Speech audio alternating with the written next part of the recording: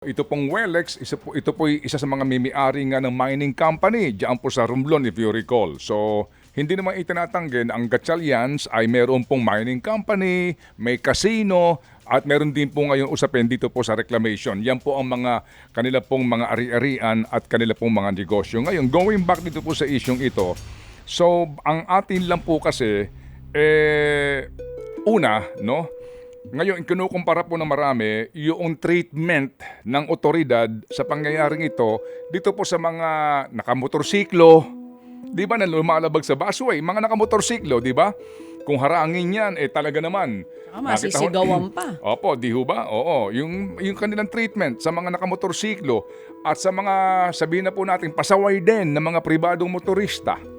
At doon din po sa iba, na ambulansya po na sinasabi na ang nakasakay daw po, hindi naman mga pasyente, no? Yung treatment nila dito na medyo parang iba ang obserbasyon po. Kaya ngayon, mabuti nga po si Idol Rafi kahapon din humarap po sa media, sinasabi nga niya na siya naman nagsabi na umano ay kamag-anak ng isang senador. Well, obviously po si Sherwin Gatchalian yung may-ari nitong SUV na ito. Ang atin lang po kasi nga dito, bakit po ito imbued with public interest at nawawala po dito ang kanilang privacy sa ownership nito? Kasi nga, di ba, kung anak mo ay senador, kapatid mo ay senador, hindi maaari naman din na maging ticket ito sa ganitong pangyayari kahit na hindi ka sakay. Kasi ngayon di mo alam at hindi natin po alam kung aamin ba yung driver, kung talaga bang sino mga sakay nito. Hindi ho ba? Kasi nga po pinag-uusapan natin dito ay yung magiging halimbawa. Public office is a public trust. Diba? Etc. etc. etc. Mawalang ganang lang kasi po kami tumatawag ngayon sa tanggapan ni Sherwin Gatchalian para makuha ang kanilang panig dito and on record yan.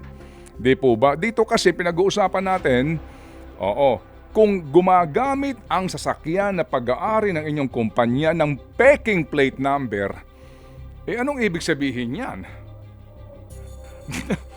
Diba? When will you come forward and come clean? Sino ba talaga sakay nito? Sino ba ang nagpakabit niyang plate number na yan? Saan ba galing yung plate number na fake? Kaya kilala ko kanina, kasi baka bukas makalawa sabihin ng LTO, hindi, tunay pala yung plate number. Firm sila, sabi ni attorney. Hindi ho ba? Peke. Opo. Kaya po ito pinag-uusapan natin. Kasi nga ang ibang tao dito kung ano-ano sinasabi at nasasaktan sa kanila pong nababalitaan at naririnig na kung umano ay VIP treatment. Oo. Dito po sa kasong ito. Unfair treatment. Sabi nga ni DJ MOD na nakatutok sa atin ngayon. Sabi niya, unfair yan. Ba't ganyan? Di po ba? So, ang atin lang, kailan kayo haharap at magsasabi sa totoong kwento dito? Sino ba sakay nito? Sino ba ang saan nanggaling ang plate number na ito? Sino ba nagpakabit nito?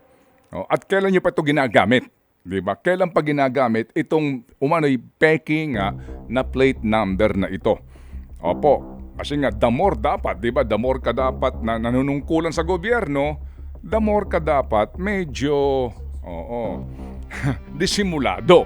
Hindi ho ba? Hindi nangangahulugan na ang anak mo senador o kapatid mo senador, na maaari na po natin gawin itong mga bagay-bagay na ito. Maaari sabihin natin yung driver kasi yung driver hindi sa amin yung plate number. Isang tabi natin yung driver. Kasi driver yan. Akuin niya na yung pagkakamali doon sa busway. Yung paggamit ng fake. May-ari ka, pumapayag ka, nakakabit dito fake kahit na hindi, senador naman ang anak ko senador naman ang kapatid ko yung plate, humingi ka kay Sherwin Gatchalian ng totoong plate. Pwede ba yun? Hindi pwede. You know what I'm saying? Opo. Pwede ba yon? Dito po, magpakatotoo tayo. True FM.